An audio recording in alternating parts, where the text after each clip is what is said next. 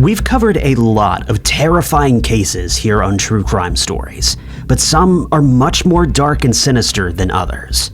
Today's video covers 5 of the scariest true crime stories ever told.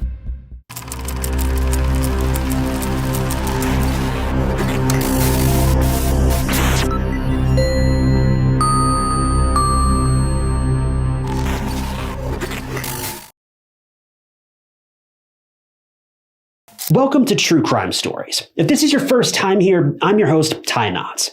Here at True Crime Stories, we do things a little bit differently. We upload new true crime documentaries each week. No AI narrations, no overblown drama, just true crime. So if you're into that kind of thing, well, and if you're watching this video, you probably are, then hit subscribe. It's totally free and keeps you up to date with all of my future videos. Morgan Ashley Fox was born on August 22nd, 1991, to parents Cindy and Bob Fox in Marion County, Ohio. The Fox family is huge, and Morgan was one of 13 siblings. Morgan, from the get-go, was a very obedient child. She excelled in school and mingled with nearly everyone. From a young age, Morgan also got along well with others, and she was amazing as both a daughter and a sibling. When Morgan was still a teenager, she met and started a relationship with a fellow teenage boy, and soon the two found out they were expecting a child. Now, while some may feel overwhelmed by this news, Morgan welcomed this new phase of her life with nothing but a smile on her face and a heart brimming with joy. 9 months later, the couple welcomed a healthy baby girl who they named Amelia, affectionately known as M. Morgan, at the time of her pregnancy and her baby's birth, was fresh out of high school, and because of shouldering the responsibility of being a new young parent, she felt she was unable to attend college, but that didn't stop her from trying to provide for her daughter. Morgan took a job at FedEx shortly after, and there she steadily climbed the ladder, and at the time of the case, she was a manager of operations. At some point during this major transition in her life, Morgan and the father of her baby also broke up, meaning Morgan was now officially a single mother. Fast forward to July of 2019, and Morgan had met Jason Scarnecchia, who was a fellow coworker at FedEx. Jason was also a single parent at the time, and he had a young daughter close to M's age, so the two hit it off. They started dating the following month, and less than a year later, in July of 2020, Morgan, Jason, and their daughters moved into a house on Fraser Avenue in Plain Township in Ohio, on a 1-year lease. This is also the place where the rest of this case takes place. Now, this place is purely a residential area, with houses, greenery, and the normal hustle and bustle of suburbia. Both Morgan and Jason felt that it was the perfect place for them to raise their kids, and they were on the brink of starting their new lives together as a blended family. But Morgan and Jason's relationship was not perfect by any means. Now, the couple had their usual fights, but they also made up quickly, and they both adored and supported each other. Morgan and Jason's relationship was very complex, though. Blended families can be tricky, and finding common ground can be hard, but not entirely impossible. So you can probably get why the couple was going through a rough patch from time to time. Well, according to Jason, at the time of the case, they were working through their differences and were finally in a peaceful and happy place in their relationship. But things came to a screeching halt on the rainy morning of October 28th of 2020, the day that their lives would change forever. It was an early start to the day for Morgan on October 28th. She mostly worked the early morning shift, and she was getting ready for work. She woke up at 1 a.m., went downstairs, fixed herself some breakfast, and got ready and left the house to get into her car and drive to work. Around 6 a.m., Morgan's boyfriend woke up for his shift and was expecting her to be gone. But when Jason looked out of the window facing the driveway, he saw that Morgan's car was still there. It was dark, so Jason couldn't make anything out of the window, so he called Morgan on her cell phone as he went out to inspect. But as he approached closer, he heard Morgan's phone, and the sound was coming from somewhere near the car. As Jason reached the car, he was met with a horrific scene. A motionless Morgan was slouched in the driver's seat, with her legs dangling out of the car. The car door was slightly open, and horrifically, Morgan had 2 gunshot wounds to the head. Jason could barely even process what was going on. He could only call out Morgan's name over and over, and on autopilot, he checked her pulse, and unfortunately, there was none. This seemed to snap Jason out of the state of shock that he was in, and he called 911 while taking in his surroundings. It was still rainy when the investigators arrived, but they noticed skid marks on the wet, muddy curb right by Morgan's car, and there were also mud splashes on the nearby fence of the house. This indicated that whoever attacked Morgan had made a run for it in their car. Her phone lay idle on the ground, her purse was still with her, and nothing was stolen. There were no bullet casings on the ground either, and all of this hinted at the fact that Morgan's attacker was not a robber, and that they had intentions of ending Morgan's life, and they even tried to cover their tracks. Morgan's body was taken away, as the police launched an investigation immediately. This was a very confusing situation, and the only thing the detectives had to go off of was Morgan's phone. They were hoping to find any clues or leads as to what might have happened to Morgan. When Morgan's parents got to know about her daughter's tragic passing, they were understandably inconsolable. Morgan's mom, Cynthia, had just talked to her on the phone a day prior, and now Morgan was no longer alive. This was nothing less than a punch to the gut for Morgan's family. Everyone demanded answers. Who could have done this? What was the reason? Well, the police had to start somewhere, and they had their eyes on none other than Morgan's boyfriend, Jason. See, Jason's call to 911 was the main subject of interest for the police. On the call, Jason was calm and composed, and sounded just marginally frantic. This, to the police, was suspicious. Add to that the fights the couple was having, and him being the only person with Morgan at the time of the attack, and the police's suspicion grew even more.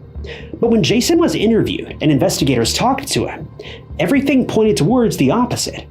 Also, his hands were checked for gunpowder residue, and that was also cleared. During questioning, Jason was also very emotional and devastated by Morgan's death, but he still tried his best to cooperate. By then, the detectives knew that Jason probably had nothing to do with Morgan's passing. But if not Jason, then who was it? Well, that was when Morgan's phone was checked. The investigators combed through a list of calls, messages, and every interaction, but one message in particular stood out to the police.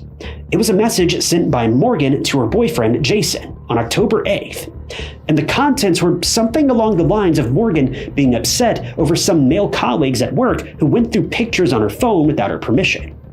When the police asked Jason about this message, he corroborated this occurrence by saying that Morgan was having some problems with a couple of male colleagues at work because of this situation. Well, the investigators had no choice but to head to FedEx, the place where Morgan worked, and question those male colleagues. And little did the detectives know, they were about to open a whole new can of worms. The police spoke to the manager of FedEx, and it was confirmed that Morgan had a distasteful experience with the three men, and the investigators wasted no time in looking further into them. Upon inspection of their worker profiles, one man stood out to police, and they had an inkling there was definitely something fishy about this man. But how did the investigators come to this conclusion? Well, that's because this coworker in particular received a warning at work for harassing another employee. He was a 29-year-old man, Jason McDermott. We don't know much about Jason himself, and I know this is a little confusing since Morgan's current boyfriend is also named Jason, but just bear with me. We only know that he was living in Jackson Township and that he worked with Morgan at FedEx.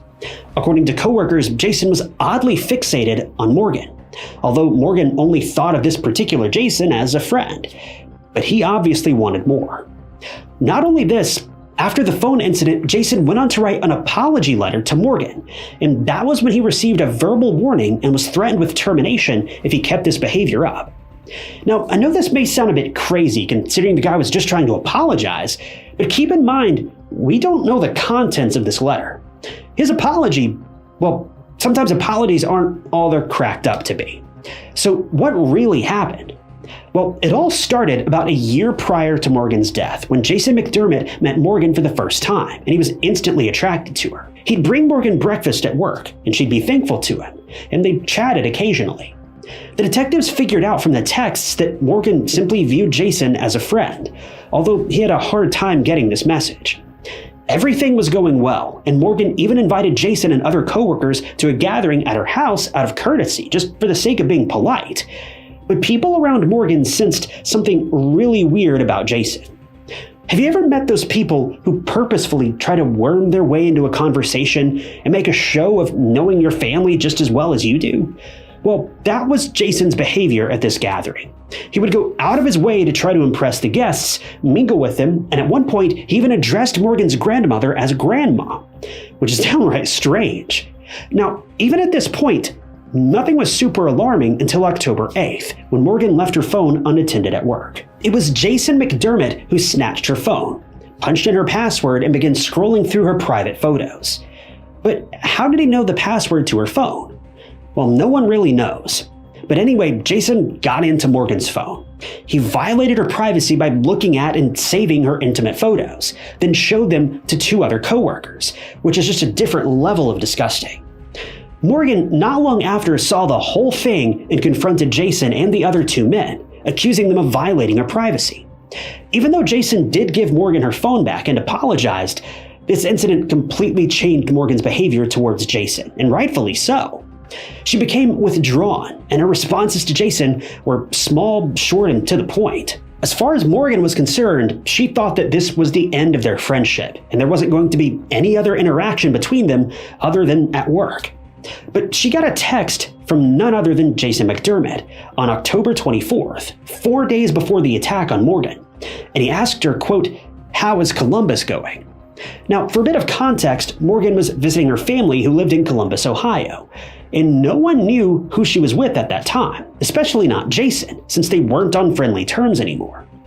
But Morgan was left feeling uneasy as to how he knew where she was. She replied, "How do you even know about that?" When the police viewed all of these messages and talked to other coworkers, they knew that Jason was obsessing over Morgan, and even went as far as to stalk her. Moreover, on October 28th, after Morgan had been attacked, Jason arrived at work a little later than usual. At around 2:58 a.m., he came in through the back door, and then he left later on at 10 a.m. According to coworkers, he was acting normally, but detectives couldn't shake the feeling that he may have been hiding something, so they called him in for an interview. During the interview, Jason was forthcoming. He denied having romantic feelings for Morgan and viewed her only as a friend. But he did say at one point that he felt as though he may have been in love with Morgan. But after sleeping on that thought for a bit, he claimed that he wasn't actually romantically attracted to her. The detectives straight up asked Jason whether he shot Morgan that night or not, and he flat out denied it, and even gave up his phone for the police to go through. When the investigators checked the phone's location, well, they hit a dead end. Jason's phone was at home on the evening of October 27th, till 2:48 a.m. on October 28th. Now, this information couldn't pin Jason at the crime scene, but it could indicate Jason's thought process and planning beforehand. Maybe he knew that his phone would be tracked, so he deliberately decided to leave it at home so that there wouldn't be any suspicion, which is even scarier if you think about it. The police decided to look into Jason further because something just wasn't adding up. And that was when they found yet another weird thing. See, before Jason was brought in for questioning, the investigators were led to his parents' house where Jason was, and there they saw Jason's car. It had been freshly washed. Now, this wouldn't be weird if it weren't for the fact that it had been raining all day. Why wash your car when it's raining? Unless it was to remove any possible evidence. When Jason was asked about washing his car, he said that he took it to a nearby car wash after his shift on October 28th. When the police viewed the CCTV footage, sure enough, Jason could be seen washing his car, especially the back tires, even going back twice to get them fully clean. The detectives thought that this was very odd. Add to that Jason was seen leaving the car wash and parking in front of a nearby store, but he didn't go into the store. Rather, he was seen inspecting his car in front of the store for minutes, looking side to side as if ensuring there wasn't anything left on his car. Well, remember the tire marks that were found near Morgan's car? Well, those were the exact same marks that Jason's car would have left. And the smoking gun was the CCTV footage from the night of the attack. See, a traffic camera caught a vehicle matching Jason's car driving in the direction of Morgan's house at around 1:38 a.m. And sometime later, at around 2:17 a.m., the car was seen going back in the direction from where it came. This time window is thought to be when Morgan sadly lost her life. Throughout the investigation, the investigators also talked to Jason's friends, and they all said the same thing. Jason was borderline obsessed with Morgan, and he was trying hard to get Morgan to talk to him again. Another very twisted thing about this case was that Jason attended a vigil held next to Morgan's house after her passing. Not only this, but he also went on to write a long post addressed to Morgan on Facebook, and even did this while he was being investigated by the police. In the post, he referred to Morgan as Foxy, and it was basically a creepy thank you letter / memorialization. The post also included a picture of Morgan with the hashtag Justice for Morgan. This post left a bad taste in everyone's mouths, especially Morgan's family. Morgan's stepsister, Megan Barrett, described Jason as a really sick person, somebody who's really messed up in the head and likes to see people in pain. Jason's phone data report also came out, and it contained hundreds of deleted pictures of Morgan, some more intimate than others. And what was so creepy is that there were numerous videos of Morgan as well. By viewing these videos, you could tell that Morgan was unaware of being recorded. This meant that Jason was secretly and inappropriately recording videos of Morgan at work, which is just so frightening and disgusting. The investigators knew Jason was behind Morgan's attack and her death, but now they just needed to prove it. Within a week of Morgan getting attacked and killed in front of her house, the police arrested Jason McDermott on November 5th of 2020, and he was charged with aggravated murder and menacing by stalking. He was held at Stark County Jail with a $2 million bond. The only thing that was missing was the murder weapon, which the police couldn't find. But Jason's dad actually had an extensive weapon collection, so I'll leave it to you to figure out how Jason could have got his hands on one. This was all the evidence they needed to finally pin Jason for the crime. Soon, the trial began in Stark County Common Pleas Court, and according to investigators, this is what they believed happened on the fateful night of October 28th. Jason knew Morgan's work schedule and was very upset with her cold and aloof attitude towards him, even though he's the one that caused her to have this attitude towards him in the first place. But Jason wanted Morgan to talk to him again, and possibly be something more than just friends. And when Morgan started drifting away, Jason couldn't take it anymore. He went to her house before 2 a.m., waited for her to emerge from her front door and get into her car, then fired at her twice and left her for dead. Afterwards, he came to work and went about his day normally, and then left work at 10 a.m., after which he washed his car thoroughly to get rid of any mud on the tires. It's believed that he proceeded to delete Morgan's pictures and videos from the phone around this same time, too. Jason's defense, on the other hand, stressed that he was being wrongfully accused of the murder, as well as cell phone data and geolocation data that didn't place him at the crime scene. The defense said that it was the other two co-workers who took Morgan's phone, and Jason was actually the one that tried to stop them from violating Morgan's privacy. The jury deliberated, and the verdict was passed on April 8th of 2021. Jason was found guilty of murdering Morgan Fox, and on April 4th of 2021, Jason was sentenced to life in prison without the possibility of parole. Before the sentencing, Morgan's family made victim impact statements, and among Morgan's parents, her 9-year-old daughter Amelia also took the stand. A child who had just lost her mother was so brave to take the stand and look into the eyes of the very person who was responsible for her mother's passing.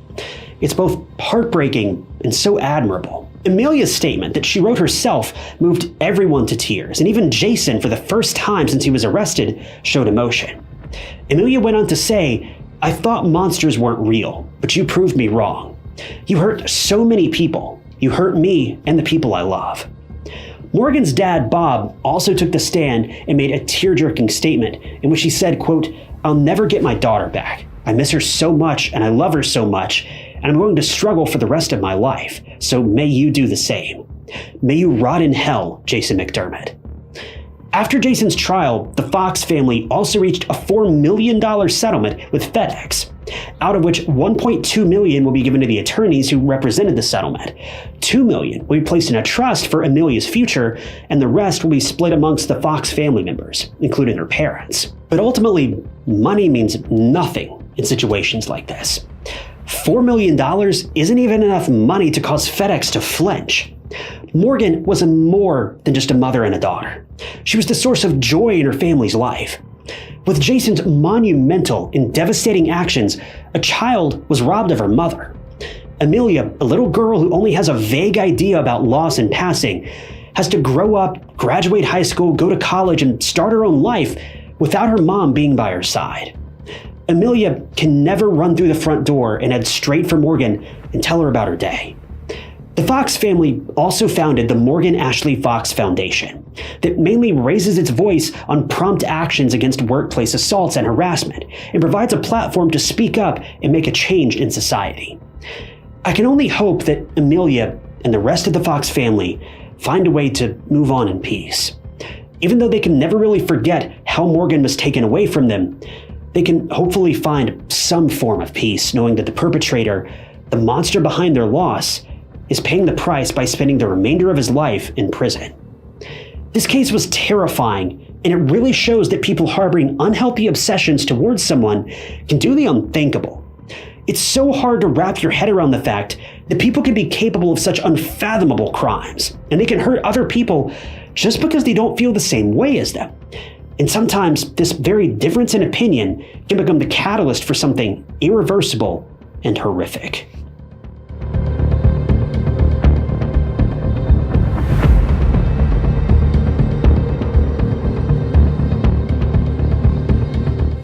Thank you guys for tuning in to another episode of True Crime Stories. I wanted to give a special thank you to a couple channel members, including Aileen Bass and Aria. If you also want to become a member of the channel, you'll gain access to new videos sometimes days or weeks before they're uploaded to the public. It's currently the best way you can support the channel and help out. I really appreciate all of you that have decided to do that. And if you want to join, you can click the big join button below the video or find the link down in the description. But as always, if you enjoyed this video, check out this other interesting case I covered, and don't forget to subscribe. It's totally free and keeps you up to date with all of my future videos. But my name is Ty Knotts, and I'll catch you guys in the next one.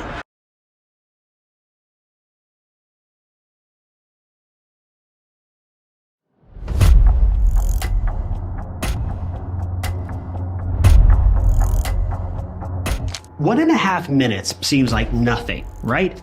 What could you possibly do in 90 seconds? Maybe make a coffee, ponder over a distant memory, or subscribe to True Crime Stories. But what if I told you that a family went from peaceful to bereaved in those short but life-altering moments? 18-year-old Kyle Farishian, a high schooler and gamer, was over the moon about getting a new job at a local convenience store in his area. But sadly, Kyle's first and only job became his last one, when his badly injured body was found engulfed in flames inside the 7-Eleven where he worked. Everyone from Kyle's family to the community of Punta Gorda and even the police were left in a state of grief and shock. They had too many questions and no answers. The tragic case of 18-year-old Kyle Farishian is horrific, mind-boggling, and really leaves you wondering where danger could be lurking. It could be creeping up on you. It could be right in front of you. And sometimes danger can catch you off guard at the worst times.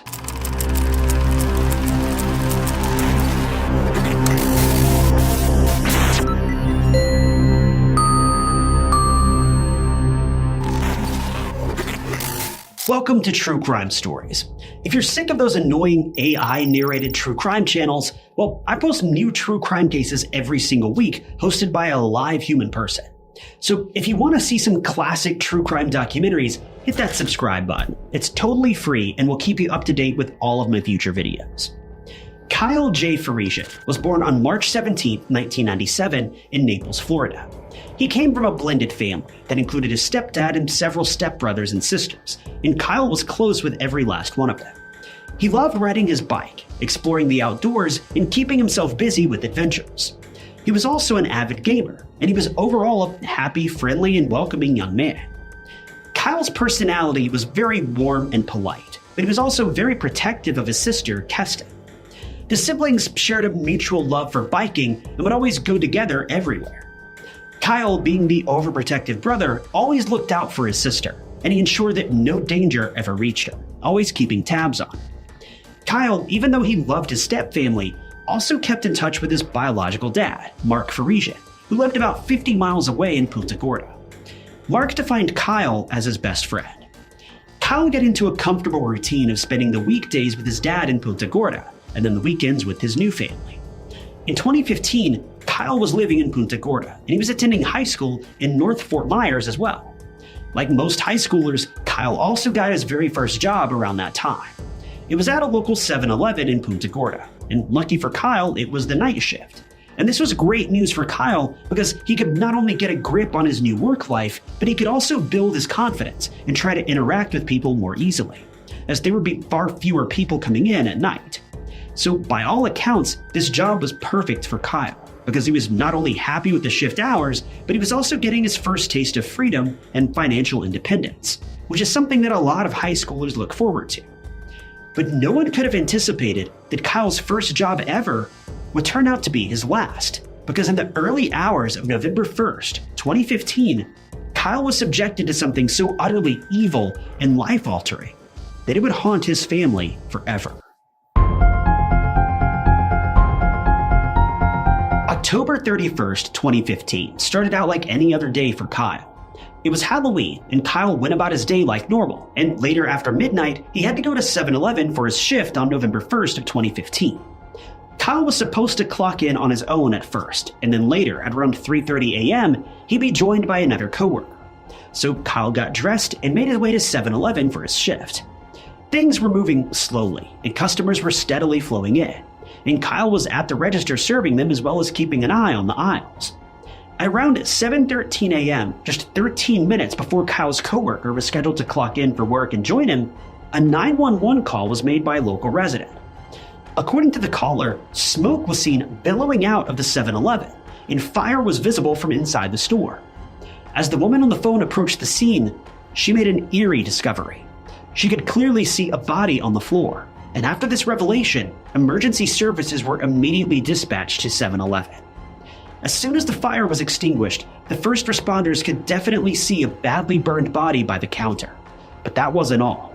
The floor leading to the counter was stained with blood, and upon a closer inspection of the body, there were multiple wounds. This left the investigators confused. Their first thought was arson, but now this seemed even more sinister and disturbing. Someone had deliberately taken the life of a 7-Eleven worker and then set the place on fire. But remember the coworker that was due to start her shift soon? Well, it turns out she was right outside the convenience store and about to go in when she saw the fire inside. Panicked, she immediately ran and rang Kyle, as she knew that he was the only one working at that time.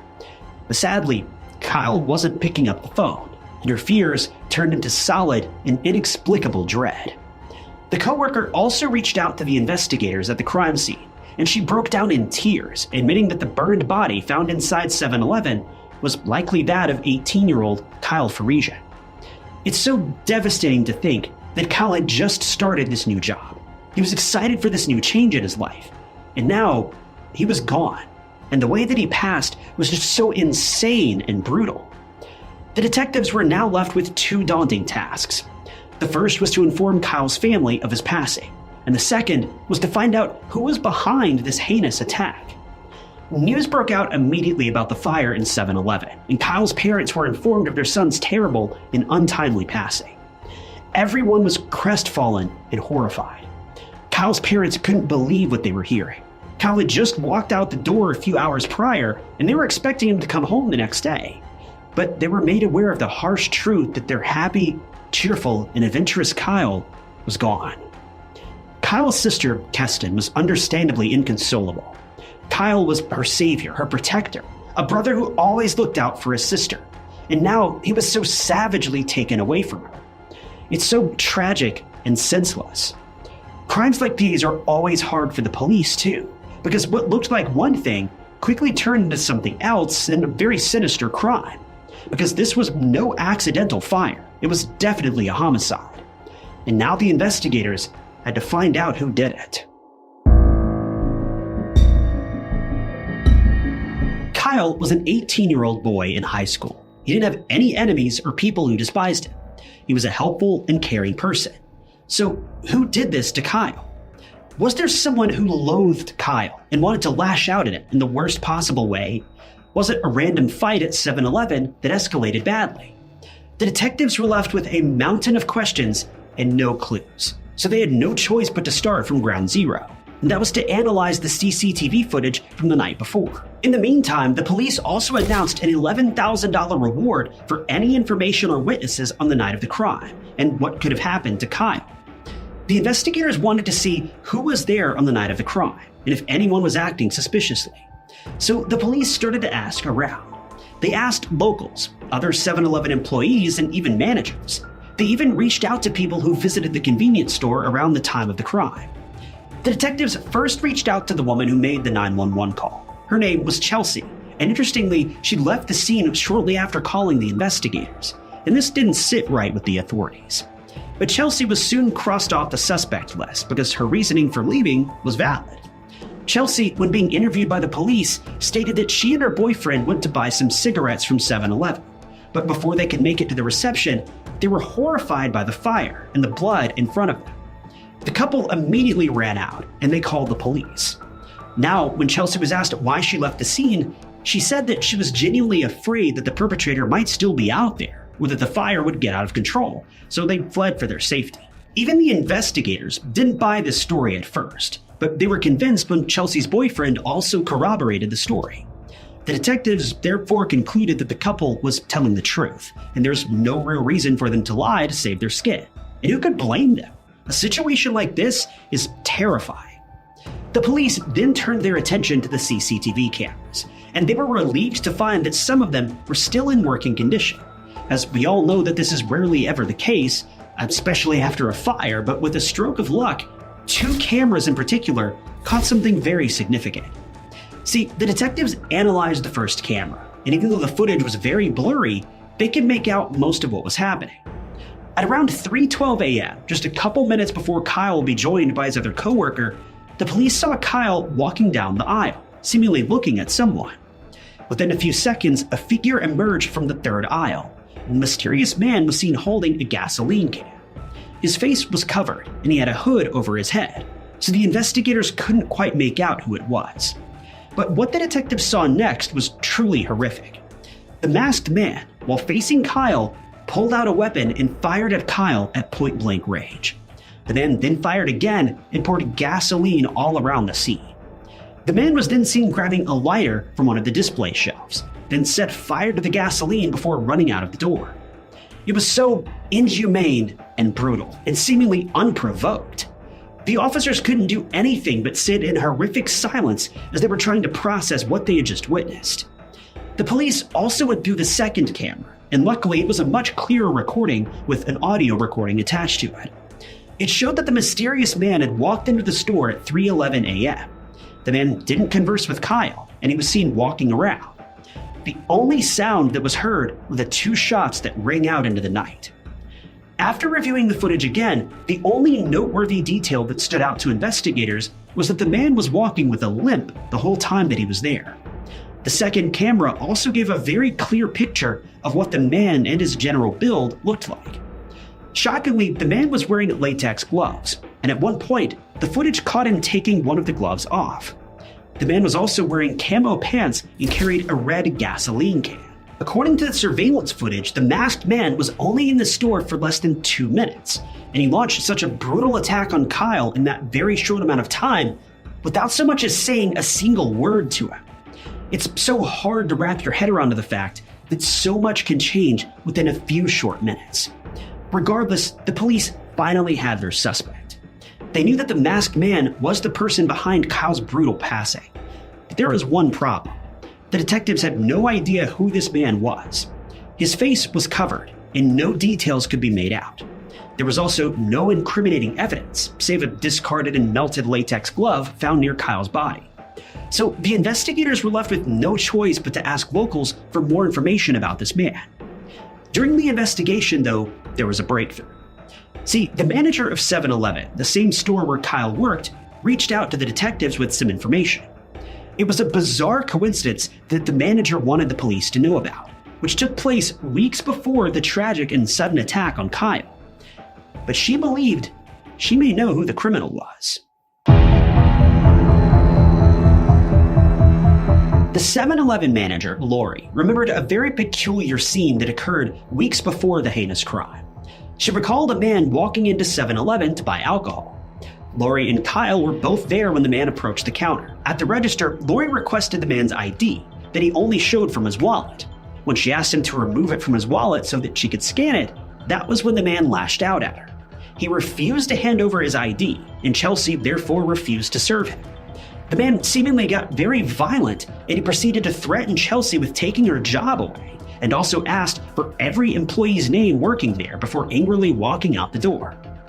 Lori tried to note down the violent man's license plate to report him to the authorities, but when the man saw her doing that, he followed her back inside the store.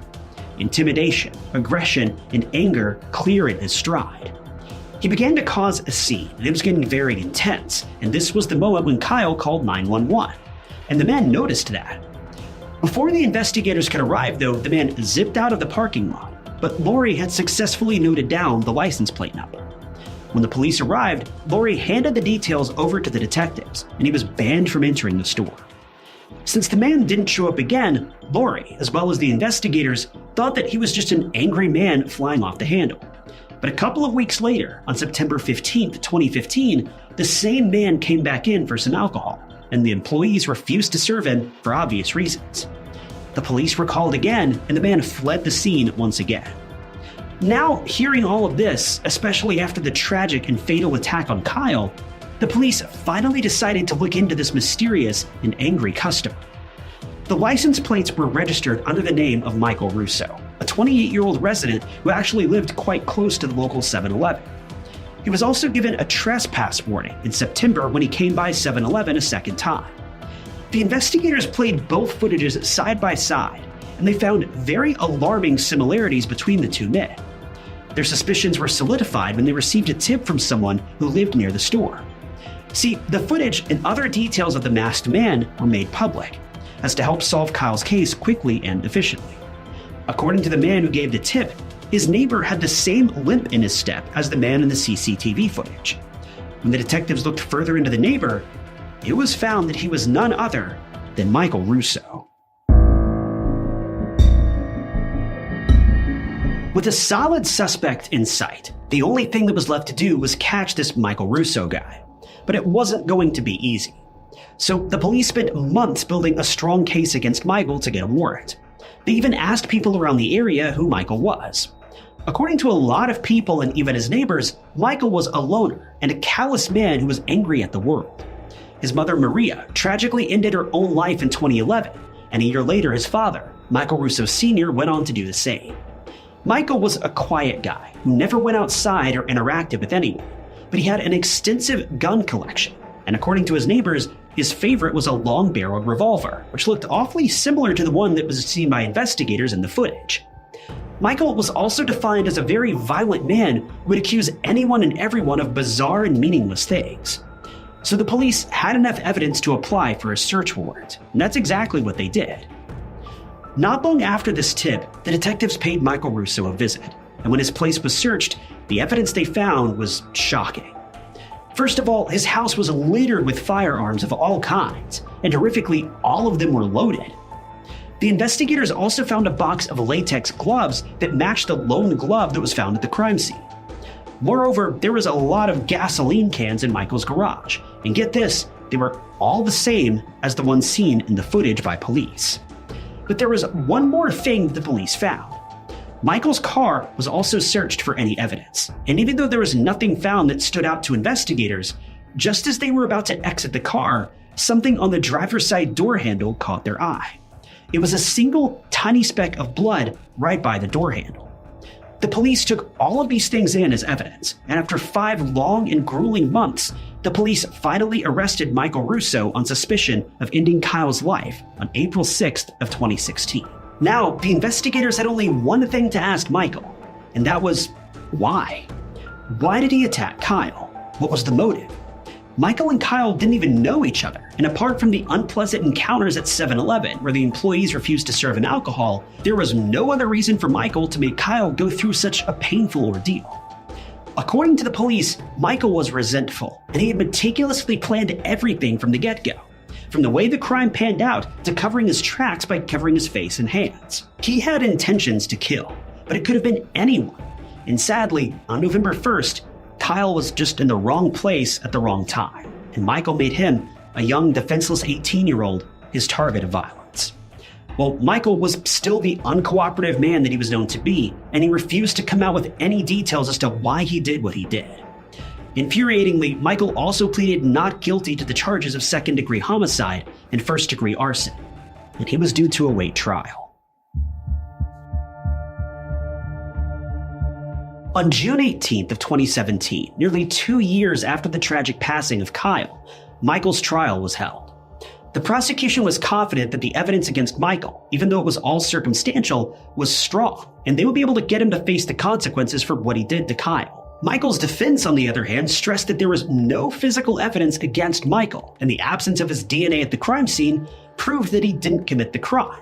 But that isn't even true, and it was clear that Michael's team were grasping at straws.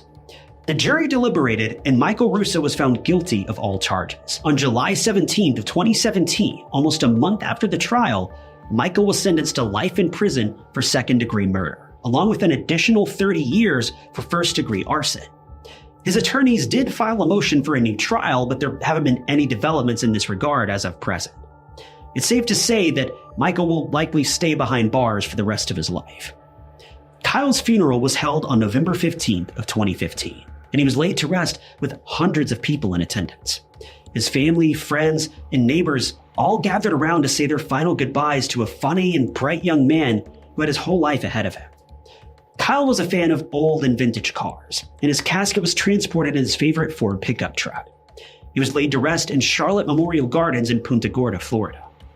Kyle was a wonderful and helpful young man who didn't have a bad bone in his body. He was simply doing his job, the job that he was so excited about. And a monster with a grudge that led him to commit the unthinkable drove Kyle to his very tragic and sudden end without any reason. It seems very clear this man was simply disturbed. 6 weeks after Kyle's demise, the Charlotte community got together to remember Kyle in the best way. Sure, everyone was sad beyond imagination, and the Farishian family weren't anywhere near moving on with their lives after such a horrific change, but they wanted to remember Kyle the way that he would have wanted everyone to. The Punta Gorda and Port Charlotte community came together and celebrated Kyle's life with food, music, and showing their support for the grieving Farishian family. Blake Zen, the owner of a local eatery, Porky's Roadhouse, arranged for food, manpower, and services for 8 music bands that played and entertained the community on a Sunday afternoon. A lot of donations were made at that time as well to help Kyle's grief-stricken family and to help find Kyle's killer should the investigation need additional funding or resources. Kyle Farishian was a happy and helpful young man who became a victim of violence and anger projected by someone who didn't even know him to begin with. Michael was a bitter and angry monster of a person who just wanted to inflict pain and violence on anyone that he could find. And sadly, Kyle was the innocent man who unknowingly crossed paths with someone who drove him straight into the hands of death. To think that such a simple, ordinary, and unremarkable evening could turn into this, it's beyond understanding.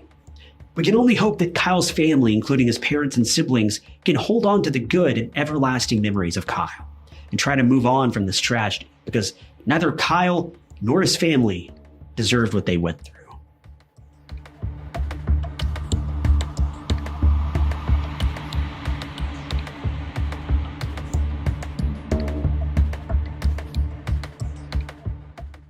Thank you guys for tuning in to another episode of True Crime Stories. I wanted to give a special thank you to a couple channel members, including Christine Smith and Cordelia Garnett.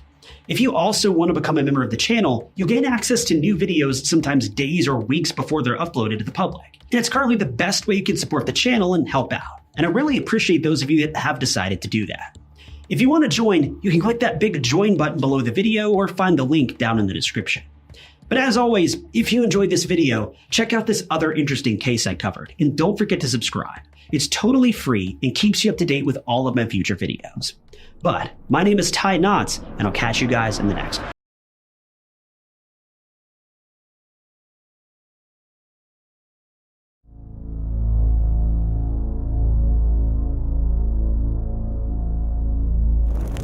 What is the most dangerous profession in your opinion?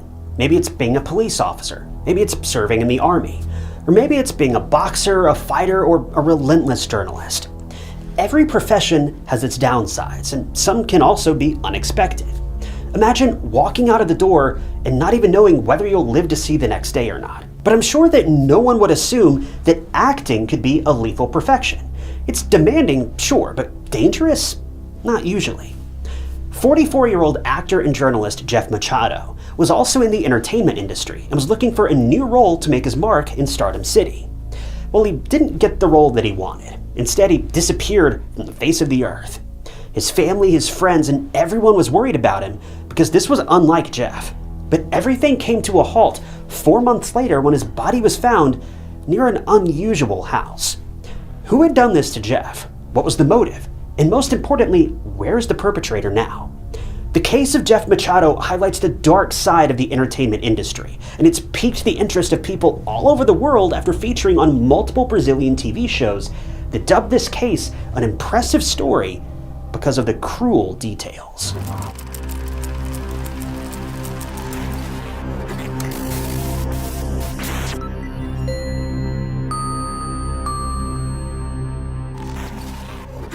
Welcome to True Crime Stories. If you're new here, I'm your host, Ty Knotts. I post new true crime documentaries every single week.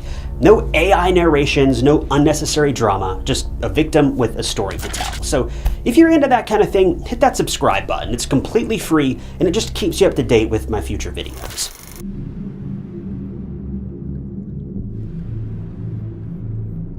Jefferson Machado da Costa, better known as Jeff Machado, was born on January 19, 1979 in Brazil. Jeff had a brother named Diego, and growing up, Jeff's mom Maria defined Jeff as passionate and artistic. Jeff, from a very young age, knew one thing. He wanted to be a TV star. Jeff had dreams of pursuing a career in acting, and he wanted to become a celebrity. So fast forward to 1997 when Jeff was 18 years old. He moved from his hometown of Santa Catarina and traveled to Rio de Janeiro. Rio de Janeiro was a stepping stone to begin Jeff's career. He thought that moving to a big city would help him get the exposure and opportunities that he needed to become an actor. In 2008, though, about 10 years later, Jeff decided that he wanted to try out something different, so he turned to the field of journalism and was decently successful. But Jeff's heart was still stuck on acting. Even though he wasn't there yet, Jeff knew that someday he would make it big. 6 years later, in 2014, Jeff tried his luck with acting and moved to Rio de Janeiro again, and this time he hit the jackpot. He was working on multiple small acting gigs, and soon his big break came in the form of a role in the famous 2022 Brazilian soap opera, Reis. Reis is a soap opera based on the Old Testament books of the Bible. Jeff had a small supporting role in this soap opera, and this became his ticket to TV fame. But even though Jeff was really happy about this opportunity, it still wasn't what he wanted. Jeff, like most aspiring stars, had dreams of bagging a lead role in a soap opera or a telenovela. He knew that this would be a long shot, but that didn't mean he stopped trying. During his time in Rio de Janeiro, Jeff always took time out of his day to talk to his family back in Santa Catarina. According to Jeff's mom, Maria, they talked on the phone almost daily. Jeff didn't text or throw an update here or there. He preferred to call his mom and brother as it was easier. Remember this detail because it comes back up later on. If there was one thing that Jeff loved as much or even more than acting and writing, it was dogs. Jeff lived on his own in Rio de Janeiro, and he loved dogs more than life itself. Jeff adopted not one, not two, and not three, but 8 setters. Those dogs were Jeff's life, and his number one priority was always his 4-legged companions. According to Maria, Jeff never left his dogs neglected, and even if he had to go somewhere for an acting or journalism gig, he would entrust the dogs to his closest friends. Jeff was truly a wonderful and compassionate person. Even though he was moderately famous, he wasn't the boastful or bashful type. Jeff, according to his peers, was very down to earth, and he was ready to help anyone as much as possible. He wasn't greedy and didn't let his conscience waver or get blindsided by money. Jeff was also very hardworking. If there was one thing people knew about Jeff, it was that he never gave up. Jeff knew that something better was waiting for him around the corner. But what Jeff didn't expect, not even in his wildest dreams, was that he would disappear. Just like that, no communication, no reaching out to anyone, and no news of where he might be. This was something that shook the entire entertainment industry in Brazil to its core.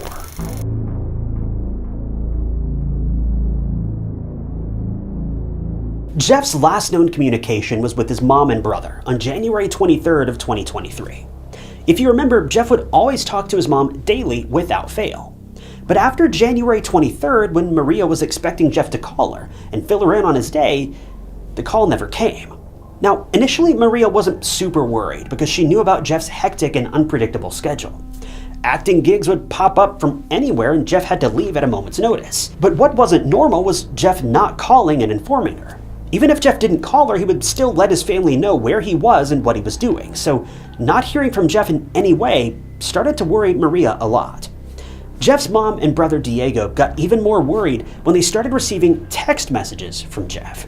You would think that Jeff's family would finally settle down and let their worries melt away, but the texts only made them fearful for Jeff's life. See, the texts were very vague, and they didn't even sound like Jeff. Now, you might have noticed this already in a couple of cases, but there's a specific way a person talks during texting. The delivery, certain spelling, the use of emojis, etc. are different for every single person. But Diego and Maria knew that the person texting them, claiming to be Jeff, wasn't him. Also, what was even more bizarre was that whenever Maria or Diego tried to call Jeff, he wouldn't pick up. Something was definitely amiss. In one of the texts, when Diego and Maria asked Jeff to answer their calls, he would brush it off, saying that his speaker wasn't working because his phone fell into the toilet. Now, this would have been believable, but Maria knew that the person texting them wasn't Jeff. The person just didn't sound like her son. You know what they say, though, a mother's instinct is never wrong. And sadly, Maria's gut was right. Several other texts popped up from Jeff, in which he said that he'd be moving back to Sao Paulo for work. And when Maria asked about the dogs and who would take care of them, so-called Jeff replied by saying, "I'll leave the animals with my friends." Again, Maria found this very unsettling. First of all, Jeff sounded very detached in this text, and secondly, he would never just up and leave without ensuring that his dogs were in good hands. And if you remember, Jeff only trusted a few people with his pets. To make matters worse, the person sending the texts didn't refer to the dogs by name, not even referring to them as dogs. They simply said the animals. And if you're a dog lover, dogs aren't addressed as just animals. This only solidified Maria's suspicions. Unfortunately, things only got worse from that point on, though. Maria and Diego got wind that Jeff's dogs were nowhere to be found, and now they'd come to Rio de Janeiro to look for themselves. As Maria and Diego were making the trip from Santa Catarina to Rio de Janeiro, something else happened.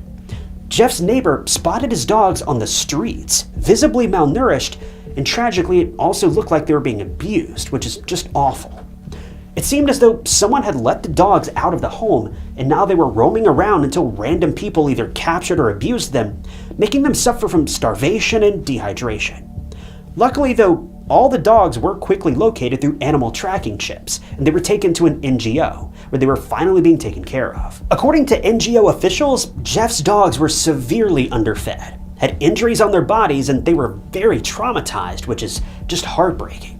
These dogs came from one of the most loving homes imaginable, and now they were being treated like nothing more than pests.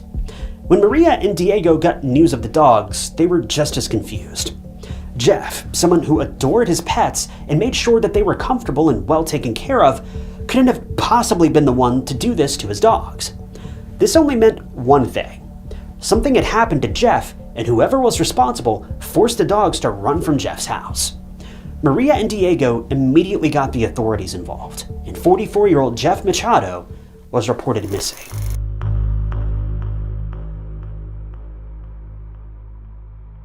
The investigators were baffled by this case. Jeff Machado, a rising star and journalist, had suddenly disappeared. Jeff's disappearance also made local and international news, and everyone was on edge. It was all so weird and unsettling. Well, the police had work to do, and they had to start looking around for any clues that could lead them to Jeff. They started with Jeff's house in Campo Grande, and when it was searched, nothing seemed out of the ordinary, but there were a couple of things missing. Jeff's cash, his belongings, including his debit cards and car keys, weren't there, and a wooden chest was nowhere to be seen. This did not look good for investigators at all, but during their search, they came to know about a significant occurrence. It was between Jeff and a person named Bruno de Souza Rodriguez. But who was this Bruno guy? Well, the Brazilian police asked Jeff's mom and brother, and they knew exactly who he was. Bruno and Jeff had known each other for over 4 years.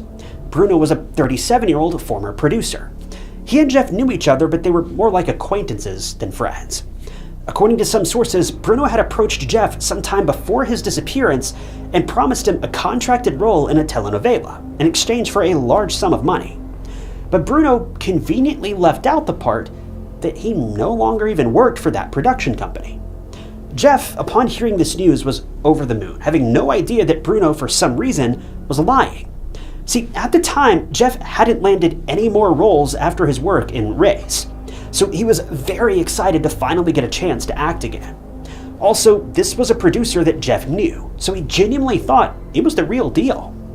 Bruno made it sound very legit and convinced Jeff that he would be able to get a contract with the broadcaster. This led to Bruno and Jeff meeting quite often. They'd often hold casual meetings at Bruno's rented residence in Campo Grande, which was about 12 miles from where Jeff lived. According to Bruno's neighbors, he'd renovated the house and was raising the front walls, and a lot of witnesses saw Jeff visiting the house often. At one point, a third male was also seen visiting the house, and he was later identified as Vinicius da Silva Braga, or simply Vinicius. He was a 29-year-old man who did odd jobs. He was a mason at one point, and had even worked in a bakery nearby, and at the time of the case, he and Jeff were very close. The investigators reached out to Bruno, as well as Vinicius, and they both admitted to seeing Jeff on the day that he disappeared. But Bruno, for some reason, was avoiding the media and Jeff's family, and he wasn't speaking with anyone. His version of events was that Jeff visited him, and they talked about the possible contract, and then he left. In fact, Bruno was almost angry at Jeff for allegedly ghosting him, as it made him look bad in front of his bosses, when he promised to get an actor for an upcoming telenovela. But the thing is, the detectives already knew that his supposed bosses had fired him back in 2018. Diego, Jeff's brother, was also very suspicious of Bruno, and he took it upon himself to personally visit him in Rio de Janeiro. They both went to Jeff's house, and Diego was left dumbstruck when he found that Bruno not only had Jeff's house keys, but his other belongings too. When Diego asked about those things, Bruno went on to say that it was Jeff who had given him these things for safekeeping. But it's safe to say that Diego didn't buy Bruno's ruse for 1 second. Around the same time, the Whereabouts Discovery Police Station was investigating Jeff's disappearance, and upon talking to the NGO officials who rescued Jeff's dogs, they quickly concluded that Jeff hadn't disappeared of his own free will, and rather, he was taken by force.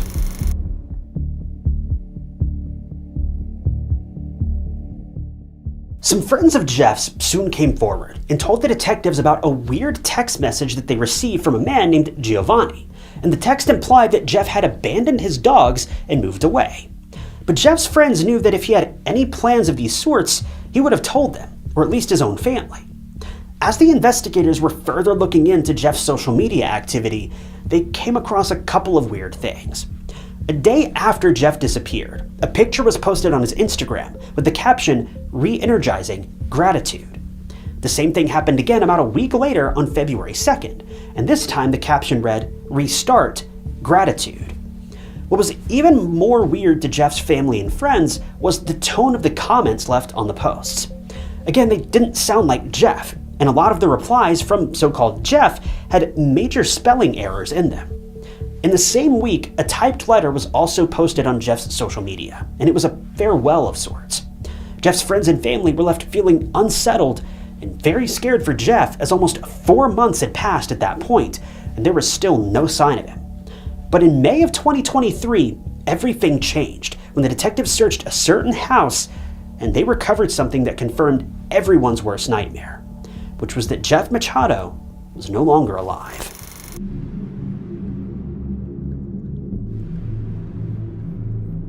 The police searched none other than Bruno's rented house in the Campo Grande neighborhood, where they started digging up a specific area in the ground where cadaver dogs had alerted them.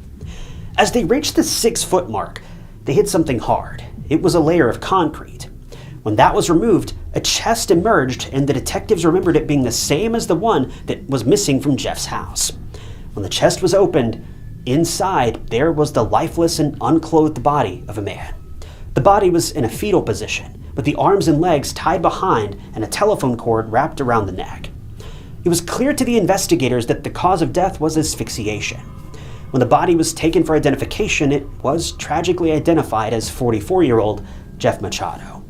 It was also suggested that Jeff might have had intimate relations with someone before he lost his life, though it's unclear whether this would have been consensual or not. When Jeff's family was informed about his death, Maria lost all control of her emotions. For 4 long months, she'd waited for a miracle that Jeff was still alive. But this was not to be the case. Her hardworking, passionate, and caring son had been brutally murdered, and nothing could fill the gaping void in the Machado family after Jeff lost his life. The detectives were already suspicious of Bruno having had something to do with Jeff's disappearance. But now they were certain that he was the person behind Jeff's passing. According to the police, it seemed as though Jeff wasn't the only victim of Bruno's either. Apparently, Bruno had a habit of giving aspiring actors false hopes of landing a role in TV, soap operas, or telenovelas. But it was just a way of extorting money from his unsuspecting victims. After this discovery, Bruno had lawyered up, and this added even more suspicions from the police. Immediately, the police knew that they had to question Bruno and Vinicius, as they were the main suspects in Jeff's murder.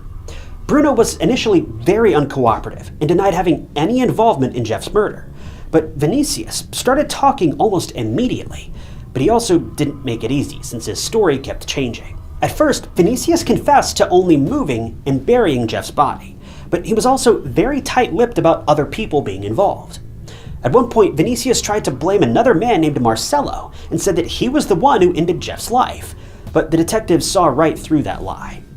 According to the police, it was a way to just deter the investigation. In the end, before his arrest, Vinicius confessed that Bruno had, unfortunately, drugged and ended Jeff's life, and he admitted that he was an accomplice in hiding the body. But this story is far from over.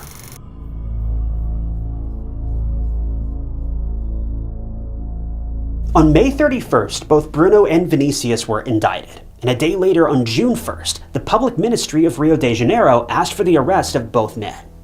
On June 2nd, Vinicius was arrested, but the same can't be said about Bruno, because after he got wind that the detectives were catching up to him, he fled. The police, wasting no time at all, directed Interpol to be on the lookout for Bruno. But Bruno was still in Rio de Janeiro.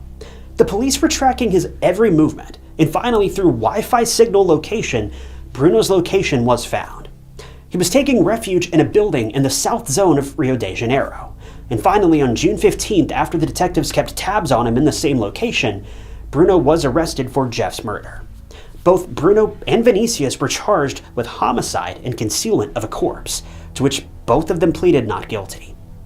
As of present, the trial of Bruno and Vinicius began on October 27, 2023, and 18 people were summoned as witnesses, including Jeff's mom, Maria, and brother, Diego. According to the prosecution, Jeff had initially paid Bruno a little over $3,000 for the supposed acting contract. But Jeff didn't know that Bruno no longer worked for that production company, as mentioned. Now, correct me if I'm wrong, though, but it's usually the production company who pays the actor, not the other way around. This was the first sign of this being a scam. But anyway, Jeff got restless after a lot of time had passed and he didn't hear back from anyone pertaining to this supposed new role. That was when Jeff called Bruno to his home, Vinicius already being there, and he confronted him and a fight ensued.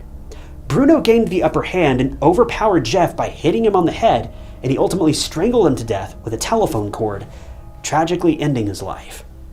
According to Vinicius, Bruno was the one who carried out the attack, and he was only pressured into helping him hide the body. That was when the pair decided to hide Jeff in a chest in his home, and then he was buried near Bruno's rental home 12 miles away. Bruno took Jeff's phone, credit card, and car keys, and continued to text Jeff's family, pretending to be him as to raise no suspicion. To add to that, multiple transactions were made by Jeff's credit card following the murder. The first transaction was $22 on January 23rd, the day that Jeff last talked to his family. The second transaction was $680 2 days later, and on that same day, a third transaction was made in 2 installments of $750. Lastly, a 3-installment transaction of $1,063 was made on January 26th. In total, Bruno spent thousands of dollars of Jeff's money after ending Jeff's life. I mean, murdering someone's heartless enough, but using the victim's money after their death is just something else. According to Bruno's statement, he went to Jeff's house with another unnamed person who wasn't Vinicius, and even showered there. When he came out of the bathroom 15 minutes later, he found Jeff lifeless on the bed with a cord around his neck. According to Bruno, it was this third person who killed Jeff. But why? Well, because the mystery man accused Jeff of spreading a sexually transmitted infection. All this aside, though, as of now, the final verdict has not been reached, but it seems pretty cut and dry. Bruno and Vinicius are likely the ones who ended Jeff's life, and the reason was just money. Some speculate that drug dealers are also involved in this, and Bruno had scammed so many people because he owed money to a dealer and couldn't come up with any other way to pay his debt. But this is all an assumption, and no one can say for sure. In the end, an innocent person lost his life, truly believing that he would soon be getting his dream role in a soap opera. To deceive someone, that's bad enough. But to con someone into believing that their life's dream is about to come true, that's just sick. It's just so heartbreaking to think of what Jeff's final moments were like. He invited Bruno into his home, he trusted him, he gave money to Bruno, but everything was a deceitful lie, and in the end, Jeff paid the price for resisting with his life. To add to that, Vinicius, someone who Jeff knew and was close to, turned out to be an accomplice in his murder. Everyone in Brazil, as well as the rest of the world, is waiting on the verdict. We can only hope that Jeff's family can get the closure and the peace they need to finally move on from this heavy loss. But I, for one, will just come out and say it. Waiting on the verdict is more or less a waste of time. We all know good and well who's to blame for this crime, and they're already in police custody. Jeff was more than just an actor. He was a person who wanted to make his dreams come true. And it's so tragic that his final moments were nothing short of a nightmare. Scams often sound too good to be true because they are. The worst part about scams is that they often prey on the most vulnerable of people. Jeff was a man who so desperately wanted to achieve his dreams. And when a trusted friend came out of the woodwork and offered him the role of a lifetime, obviously he accepted, and who wouldn't?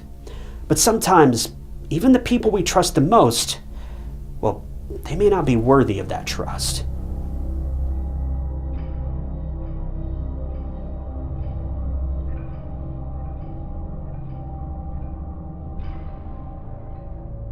Thank you guys for tuning in to another episode of True Crime Stories.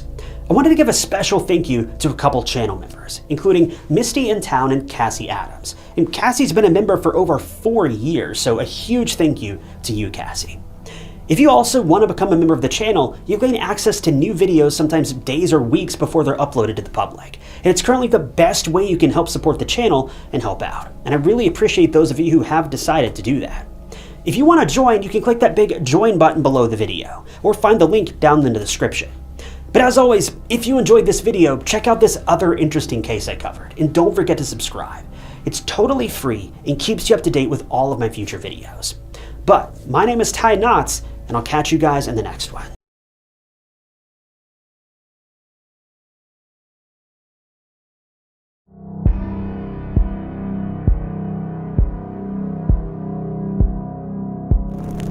According to the FBI, 27% of crimes which escalated to homicides were committed by strangers.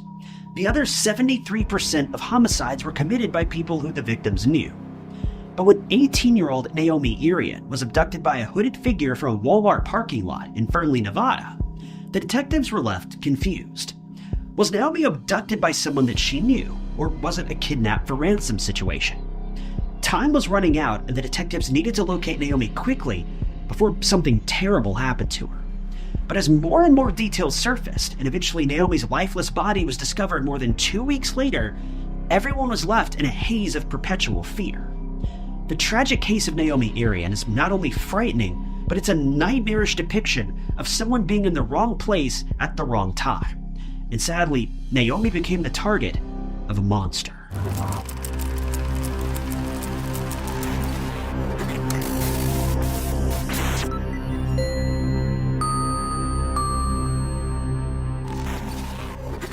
Welcome to True Crime Stories. If you're new here, I post new true crime cases every single week with none of those crappy AI narrations, just you, me, and a case to solve. So if you want to see some good old-fashioned true crime documentaries, hit that subscribe button. It's totally free, and it'll keep you up to date with all of my future videos. Naomi Irion was born on July 25th, 2004, to parents Diana and Herv Irion. Diana defined Naomi as her rainbow baby. See, Herv and Diana fell pregnant with a boy, but tragically he passed away during infancy back in 2002. His name was Sean, and they were obviously devastated, but Diana soon found out that she was pregnant again. As elated as the couple was, this pregnancy was a hard one. Diana recalled that up until the final remaining weeks of her pregnancy, there was no amniotic fluid in her womb. At the time of the delivery, the Irion family was expecting the worst, but when Diana's ears rang with the shrill yet harmonious crying of a perfectly healthy baby, she knew that Naomi was, in their eyes, a miracle baby. As she grew up, Naomi shared a close bond with her family, and she loved them more than anything. Life for Naomi was adventurous from the get-go, but not in the ways you might think. Naomi's dad, Herb, was a foreign expat for the U.S. State Department, and the Irion family moved all across the globe. Naomi lived in France, Russia, Germany, and South Africa, where she attended the American International School of Johannesburg and graduated in 2021. Even though Naomi lived in a strict and conservative household where routines were the norm, she thoroughly enjoyed it and savored every speck of adventure and freedom that she got.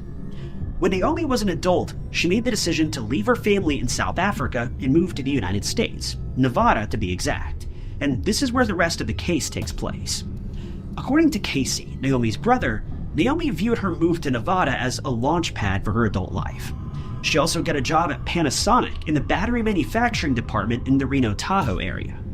Naomi was a very responsible girl for her age of 18, and she had dreams of saving up money to buy a place of her own, but was renting in the meantime. But March of 2022 would change everything for Naomi, but not in a good way, because while waiting for her job shuttle to come pick her up and take her to the Panasonic plant, Naomi was kidnapped and never seen again.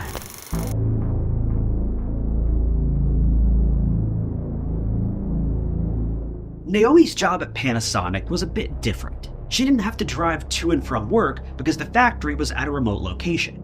A company shuttle would pick her up from a Walmart parking lot in Fernley, Nevada, and it would then take her to work and drop her off after her shift at Panasonic in Reno. Naomi always had her car parked in the same place in the Walmart parking lot, so that she could easily hop in and head home at the end of the day. It was pretty much a standard routine for Naomi, who'd been working at Panasonic for quite some time now. March 12th of 2022 was another workday for Naomi, and it started quite early. Naomi woke up early in the morning, got dressed in a blue company shirt, gray sweater and dark boots, and gray sweatpants, and grabbed her belongings, climbed in the car, and went straight to the Walmart, from where she was due to be picked up soon. At around 5 a.m., CCTV security footage caught Naomi parking her car in the parking lot, and she was also seen inside a gas station, getting a few snacks for herself. Afterwards, Naomi climbed back into her car, and cell phone activity showed that she was on Snapchat from 5:09 to 5:23 a.m., while waiting for her shuttle to come and pick her up. But what was bizarre was the fact that just a few minutes later, witnesses saw Naomi's car pulling out of the parking lot, but the driver wasn't Naomi. It was a man wearing a dark hooded sweatshirt. As soon as Naomi's family noticed that she wasn't responding to messages or calls, her parents and siblings called Panasonic to ask whether Naomi had arrived for her shift or not. And that's when their fears were cemented into cold, dark dread. According to her coworkers and Panasonic officials, Naomi failed to make it to her shift that day. Now, this was very unlikely for Naomi. She was a very responsible worker, and she took her job seriously. If she wanted to take a day off, she would have let her coworkers or managers know beforehand. So all of this was very weird and frightening, and almost immediately, the Irion family reported 18-year-old Naomi Irion missing.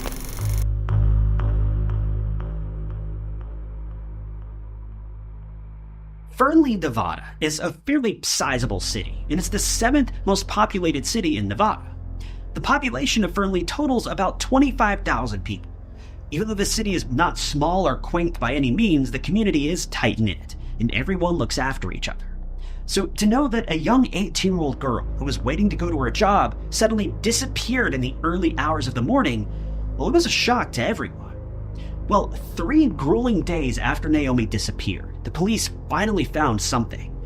It was Naomi's Mercury Sable, the car that she'd been sitting in while waiting for her shuttle on that fateful day. It was discovered deserted in an industrial area near Fernley, but there was nothing inside the car, not a single shred of evidence. Naomi was nowhere to be found, but the investigators did forensically analyze the car for any fingerprints, DNA, or other evidence. By this point, the search for Naomi had become huge news. There were not only ground searches, but also air searches, and everyone was clinging to the hope of finding Naomi alive and well. In fact, the FBI also got involved in Naomi's disappearance, and they worked together with the local police to find more evidence on this mysterious hooded man. While going through heaps of surveillance footage from the day that Naomi disappeared from the Walmart parking lot, the FBI also came forward with a reward of $10,000 for any credible information on Naomi and her whereabouts. And after some time, they received a tip. On March 29th, 17 days after Naomi's disappearance, a tip led the investigators to a rural area of Buena Vista Mine in Churchill County. Now, Churchill County was about 56 miles away from Fernley, where Naomi was last seen, and the site was dreadful to say the least. It was a barren, desolate, and completely remote area. Upon surveying the vast and remote land of dry dirt, something caught the eye of the officers, and they examined the area as they approached what looked like disturbed and dug up mounds of dirt. The detectives immediately knew what they were looking at. It was a shallow grave, and upon digging, they discovered the disrobed body of a woman. It was later identified to be that of 18-year-old Naomi Irion. She had tragically lost her life due to 2 fatal rounds, one to the head and one to the chest. Tragically, Naomi was also subjected to physical violence, and it was just so horrific. Naomi's lifeless body was immediately taken in for an autopsy, and meanwhile, the Irion family was made aware of the terrible news. For the Irion family, the news of finding Naomi's body, lifeless and exposed in a cold, shallow grave, was devastating beyond measure. Naomi was the light of their lives, and now they knew that they would never see her shining and happy face again.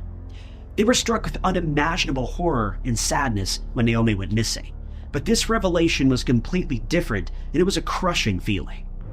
Naomi's brother Casey, with whom she was living with in Fernley at the time of the case, expressed his grief on Facebook, saying, quote, "I can't believe this. I'm at a loss for words." Naomi's parents were floored by this tragic and horrific news of their daughter's untimely passing. The Irion family knew that Naomi was gone, and this should have been a time for grieving for them. But more than anything, they knew that they had to make the perpetrator pay for their animalistic and senseless actions. The investigators and FBI also felt the same, and they were already closing in on a suspect who may have been behind Naomi's passing.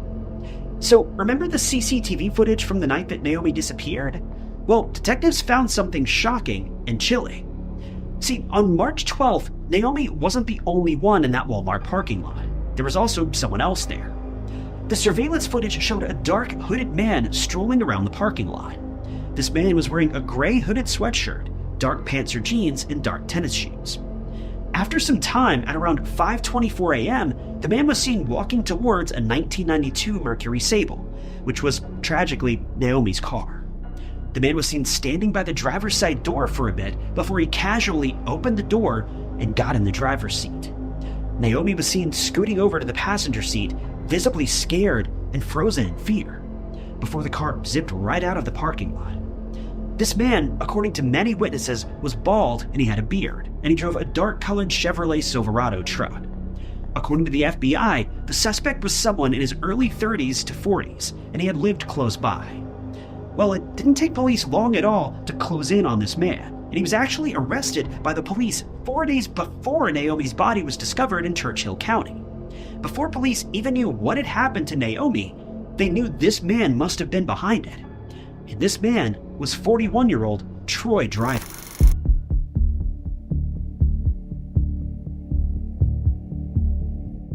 So who was Troy Driver? What was he doing in the Walmart parking lot so early on March 12th? And was this his first crime? Or was he some dangerous criminal and repeated offender? Well, horrifically, Troy Driver was not a stranger to violent crimes. In fact, he'd been pretty much dabbling in crime all of his life since he was very young. When he was only 12 years old, Troy was sentenced to community service for animal cruelty and killing, which really gives insight into how Troy was as a person. Not long after, in 1994, 14-year-old Troy got tangled with the law again, and this time it was for residential break-ins, stealing firearms, and burglarizing stores. He was sentenced to formal probation for his offenses, which was nothing but a slap on the wrist. But that wasn't all. 10 months later, Troy was removed from his home, and he was placed at the Shasta Youth Correctional Facility after he pointed a loaded gun at another boy, presumably trying to rob him. When his probation officer pressed him on why he did this, Troy said, quote, "It's easier to rob someone than to work and earn money." According to Deputy Krupp, Troy only spiraled down from this point on. He was heavily abusing drugs at the young age of 15, and not long after he became a regular drinker. But April of 1997 was the turning point in Troy's life, as he escalated from petty theft and armed robberies to being an accomplice in murder. See, Troy Driver had been sentenced to 15 years in prison in 1997. This was for taking part in taking the life of another teenager with a firearm, dumping the body of the victim along Highway 128, and lighting the victim's car on fire to get rid of the evidence. He was charged with robbery, burglary, and possessing a firearm, as well as being an accessory to a felony, and he proceeded to plead guilty to all charges in the summer of 1997. Troy, after serving his sentence, was released from prison in 2012 under parole supervision.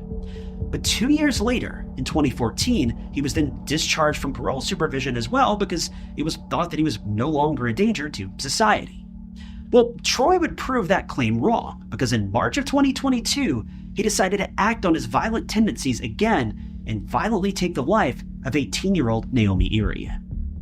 Before Naomi's disappearance and death, Troy was an excavator operator at the Buena Vista mine for lead core mining, and he was living with his girlfriend in Fallon. According to Troy's girlfriend, he said he was going camping on March 11th and 12th. Now, this wasn't alarming for Troy's girlfriend because he did this a lot and even left his phone at home. Later, Troy's girlfriend did come forward and disclose to the police that Troy had an unhealthy fascination with serial killers. He was reading books, listening to podcasts about them, everything. Alarmingly, he apparently also asked his girlfriend's daughter about the routines that the shuttle takes to and from Walmart, the same shuttle Naomi used to take to work, and other associated questions like how many people it took and what the timings of the shuttle were.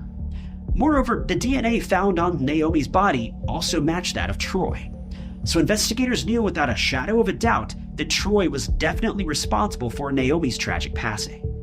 So the investigators immediately sprang into action, and on March 25th, 2022, 41-year-old Troy Driver was arrested from his home in Fallon. He was initially taken into custody on kidnapping charges, but later, as more and more evidence came up, he'd racked up charges of murder, first-degree kidnapping, robbery, burglary of a motor vehicle, and destruction of evidence. In July of 2022, after DNA evidence came out, Troy was also charged with sexual assault. Infuriatingly, Troy pleaded not guilty to all charges, and so a trial was to be held, dragging Naomi's family through a lengthy and pointless court battle. I mean, with the evidence police had against this guy, it's hard to imagine him even wasting his time trying to fight these charges in court. But according to the criminal complaint, it's speculated that Troy was loitering in the Walmart parking lot with a horrible motive, to end someone's life. And tragically, he set his sights on unsuspecting Naomi. He approached Naomi's car, somehow threatened her to let him in, and drove away with her.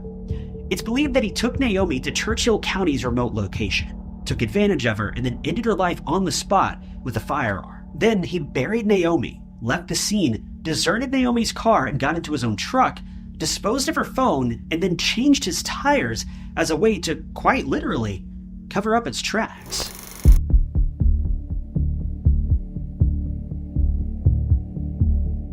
While Troy was awaiting trial and being held at Lyon County Jail in Nevada, there were a couple of significant instances that occurred, but one of them impacted Naomi's case to a great extent.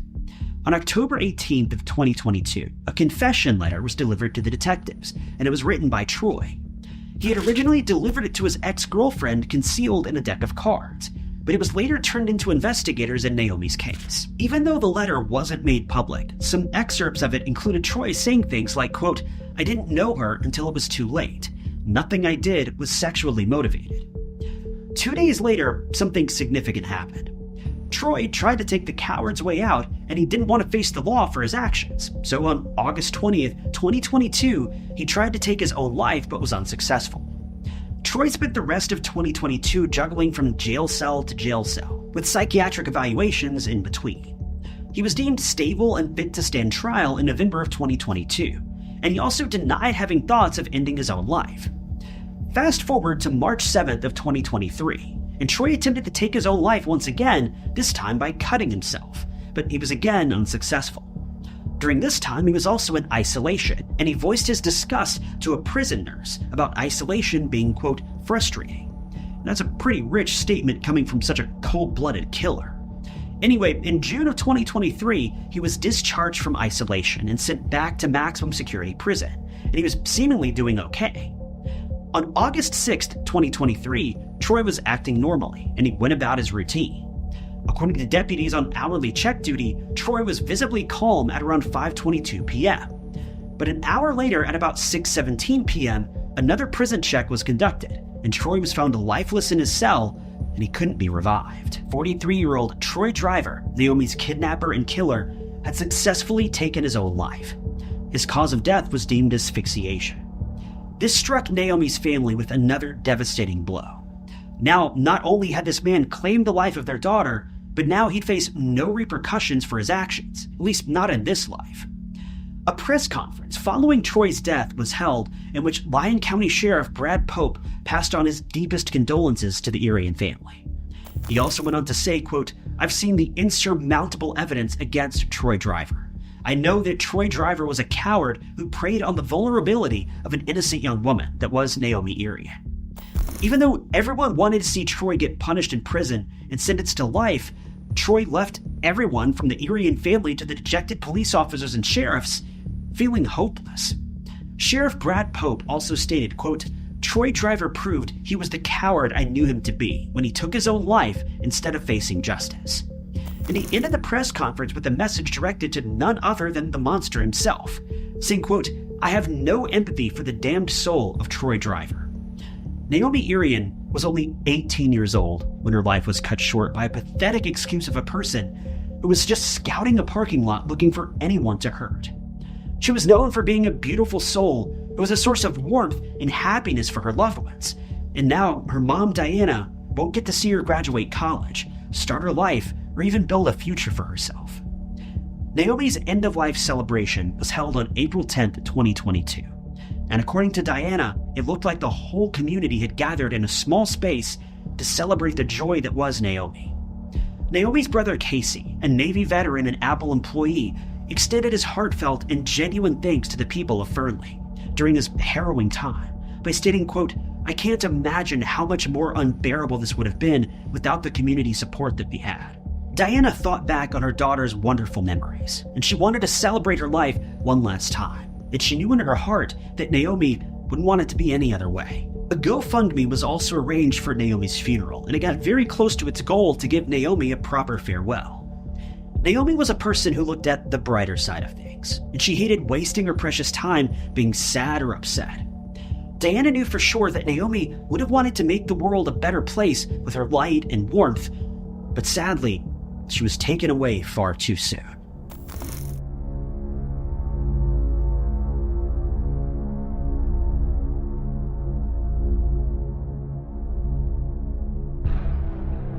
Thank you guys for tuning in to another episode of True Crime Stories. I wanted to give a special thank you to a couple channel members, including Dave H. and Donna. If you also want to become a member of the channel, you'll gain access to new videos sometimes days or weeks before they're uploaded to the public, and it's currently the best way you can help support the channel and help out. I really appreciate those of you who have decided to do that.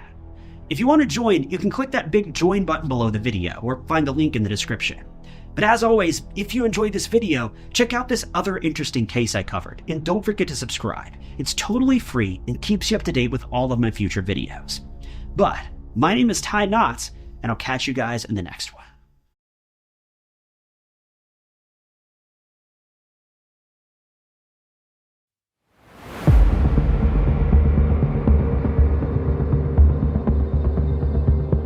Fathers hold a pivotal place in the family dynamic. Unfortunately, many people are forced to grow up without their fathers, or worse, grow up with fathers who'd literally rather be anywhere else. In years past, it was basically seen as a father's job to be stern, come off as uncaring, and basically just be a downright jerk. After all, how dare a man be seen with a smile on his face while playing with his kids? It's just unmanly. Thankfully, the world has changed a lot in the past few decades, and we all know just how much kids need their dads. sometimes even more so than their mothers. But when Kailee McMullen's dad, Ronald, called 911 to report that his daughter had harmed herself, everyone was perplexed and worried. Think about it. A father just witnessed the unimaginable. It must have been so heartbreaking and devastating. But as Kaylee's death was investigated, more and more details came out that just weren't adding up. The awful case of Kailee McMullen is so tragic, awful, and confusing, but it'll also leave you plagued with the most uncomfortable feelings of betrayal.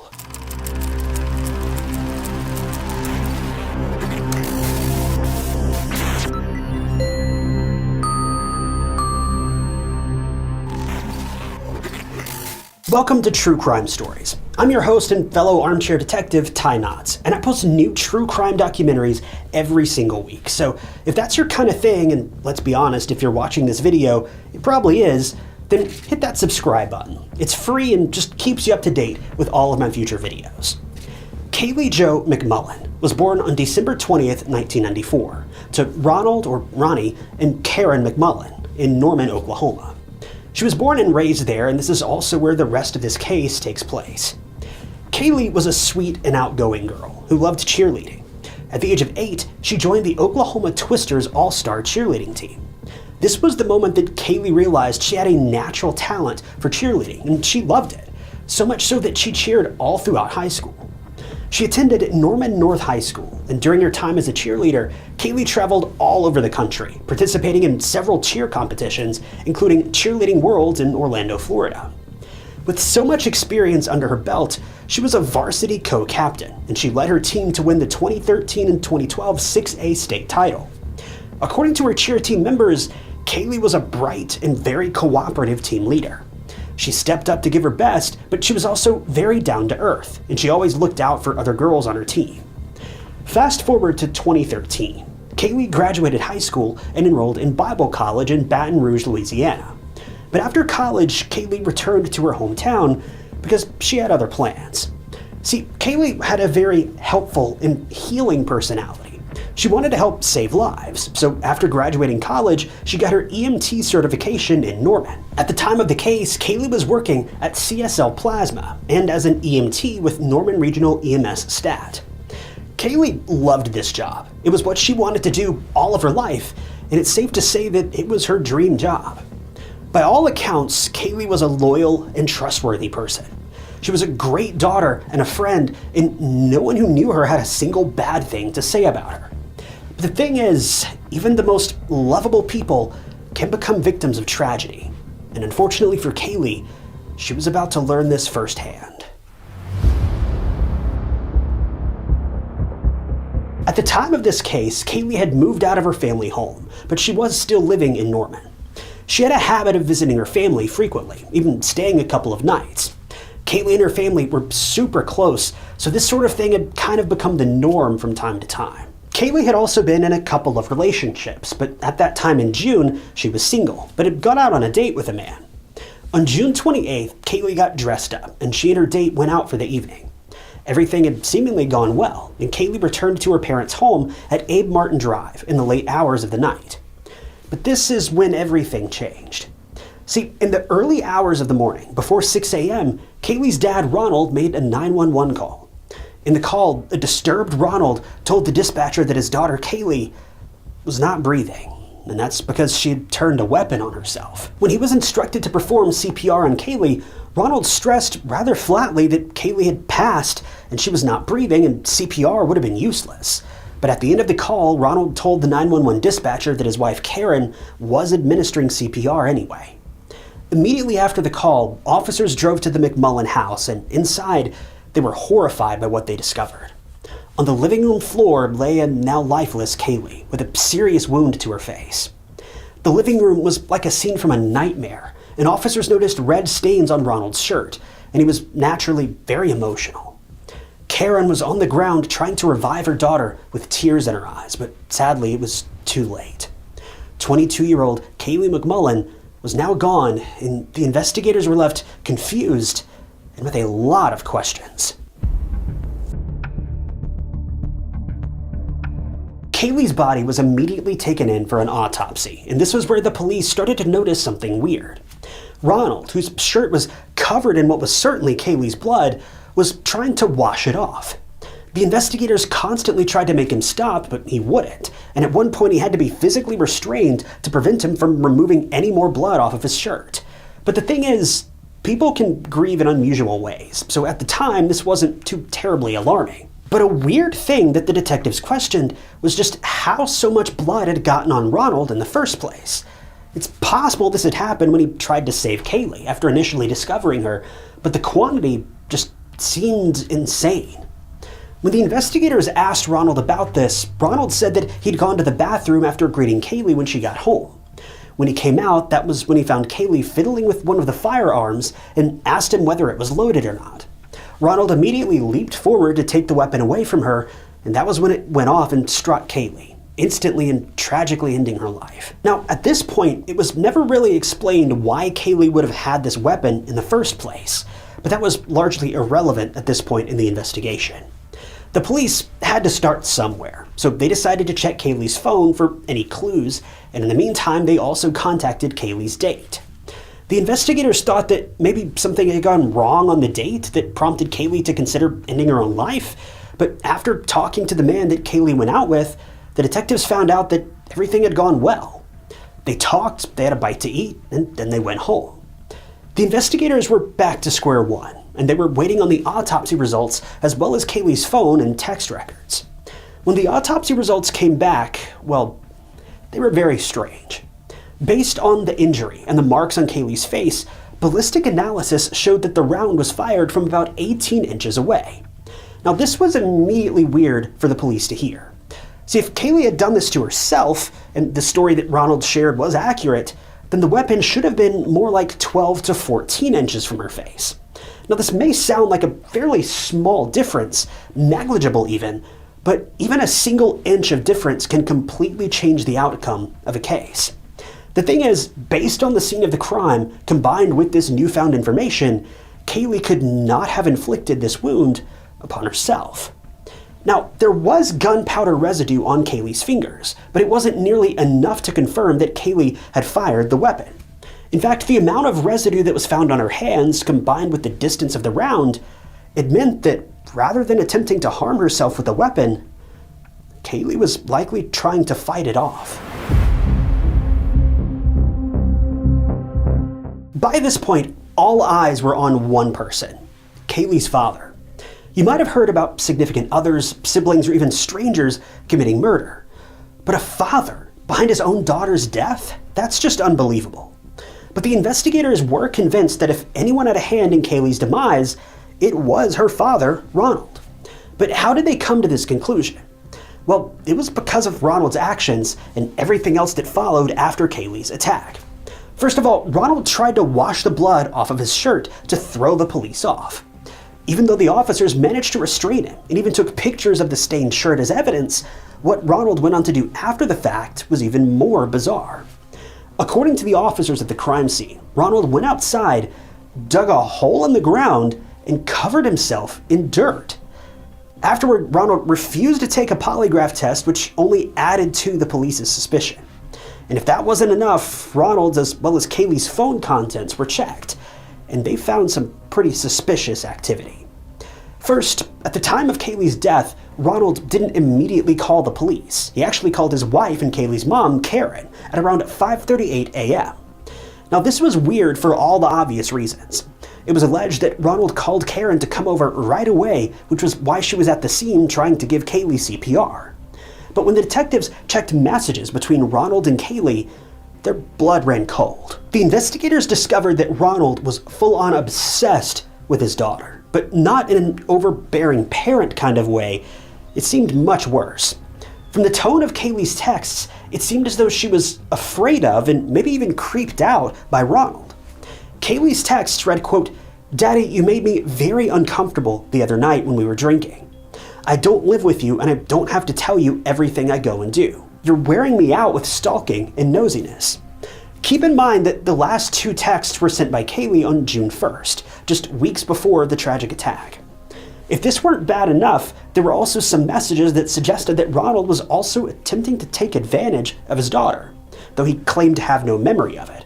but that always seems to be the case in situations like this, doesn't it? The police were as baffled as they were disgusted when they found out about this. But Ronald's texts were far more infuriating.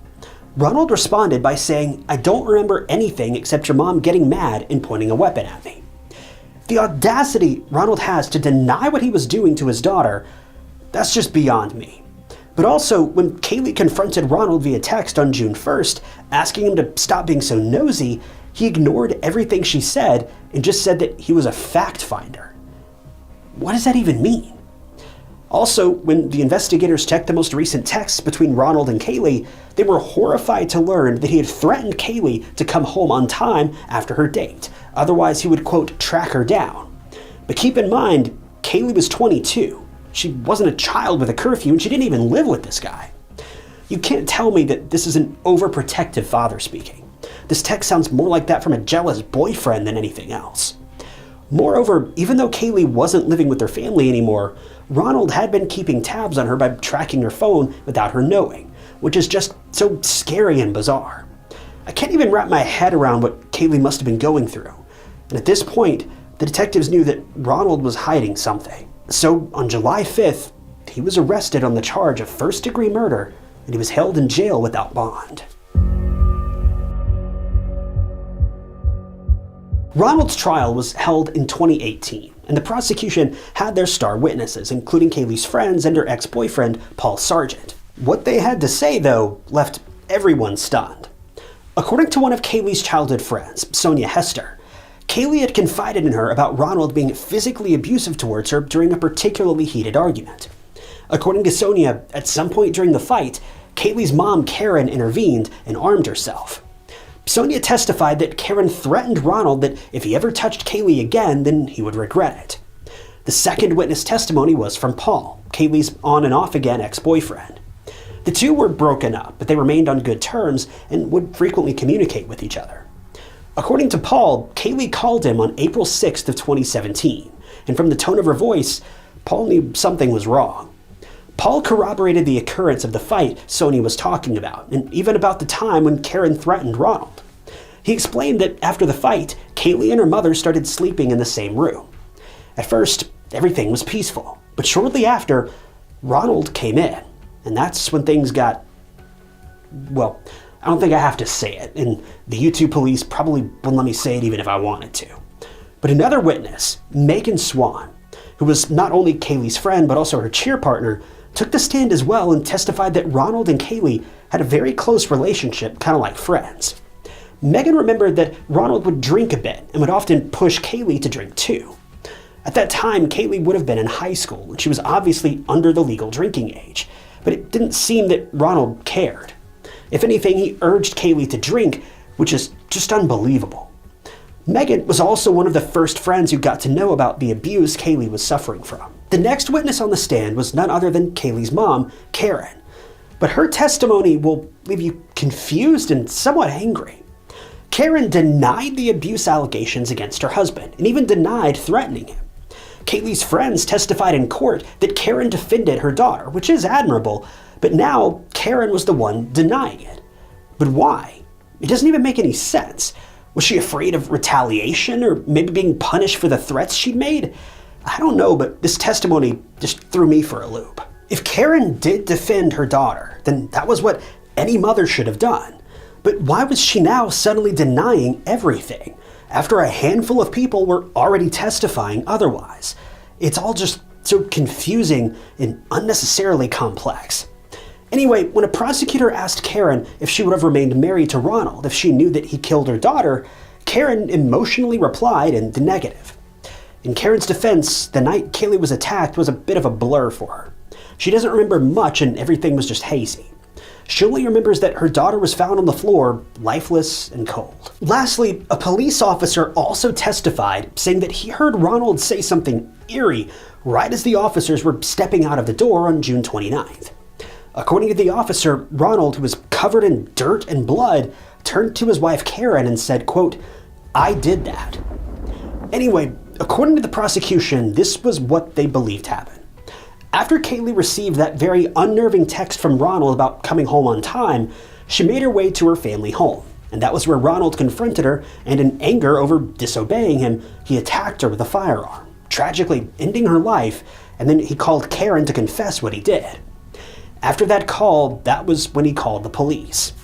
In hindsight, the 911 call seemed so eerie, especially when he seemed stressed that Kailee was gone and not breathing. That was all his doing. The defense, on the other hand, stuck to the original story of Kailee mishandling the firearm and that all of it was a tragic freak accident. Infuriatingly, the defense even went on to say that there was no proof of Ronald making advances towards Kailee, so all of the claims must have been fabricated by Kailee herself for attention. Again, this is just the defense team's claim, and I'm not suggesting this is the truth whatsoever. These claims were baseless on so many levels. People can beg for attention in many ways, but this is something very serious. Kailee wouldn't make accusations like these if there wasn't any truth in them. Well, the prosecution shut down that claim pretty quickly when they presented an affidavit. It dated back to April of 2009, and it stated that Ronald was accused of taking advantage of Kailee, who was only 14 years old at that time, although no charges were pressed. So this added another very frightening layer to this case. Kailee was being abused by her father for years, not months. It proves that Ronald isn't just a disgusting excuse of a person, but he's also a master manipulator. And he knows how to keep Kailee quiet and not let her press charges. It leads you to believe that what Karen said on the stand about denying the abuse was something she did in fear of Ronald. Keep in mind that this is all an assumption, as we'll never know why Karen denied the abuse claims. But this trial was nearly over. Ronald's trial lasted about 2 weeks, and on December 4th, 2019, Ronald Lee McMullen was found guilty of the first-degree murder of his 22-year-old daughter, Kailee, and was sentenced to life in prison without the possibility of parole. After the verdict, Karen broke down in tears and sobbed uncontrollably. Ronald's face was stone cold and emotionless throughout the trial and the sentencing, which was so unnerving, and it shows what kind of a monster he truly is. Kailee was a young and ambitious woman who had so much to look forward to. Having worked in emergency services herself, Kailee was a very compassionate and patient person. But Kailee could have never imagined that one day she'd find herself on the receiving end of the very EMT services that she provided. The reason behind her death was her father, who had a very sick and depraved fascination with her. After Kailee's death, Karen unfortunately now suffers from PTSD. Being a nurse, she must have been used to seeing patients of all kinds, but seeing her daughter like that in their own home is a memory that has been viciously engraved into her mind. It's unclear whether Karen was a victim of Ronald's too, but knowing Ronald, I wouldn't put it above him to control everyone he had power over. Ronald's disgusting actions led to irreversible outcomes, and not only did they lead to his daughter losing her life at his hands, but he also completely destroyed the McMullen family. Whether he was losing control over Kailee or he didn't want anyone to find out what he was doing to her behind closed doors, we don't know the reason behind his heinous actions. But what we do know is that Ronald is a sick, rotten, and deranged monster from the inside out, who left everyone scarred. He doesn't deserve to ever see the light of day again, and he won't. We can only hope that Kailee's family and friends can move on from this tragic loss, because Kailee could have accomplished so much in her life, but her life was cut short by the very person who helped give her life in the first place. This case is so disturbing and uncomfortable. To think that a father can commit murder is bad enough, but the disgusting reason behind it just makes your skin crawl. It's something you don't want to wish even on your greatest enemy. Fathers are protectors. They're supposed to be kind. They guide their children and nurture their young minds to become better. Kids look up to their parents, especially their fathers. It can sometimes become natural to be somewhat of an overbearing parent, but Ronald took that to a completely different place. To all the fathers watching, the best thing you can possibly do is set a good example for your children and make them proud. You're their hero whether you want to believe it or not. Don't force them to take that title away from you.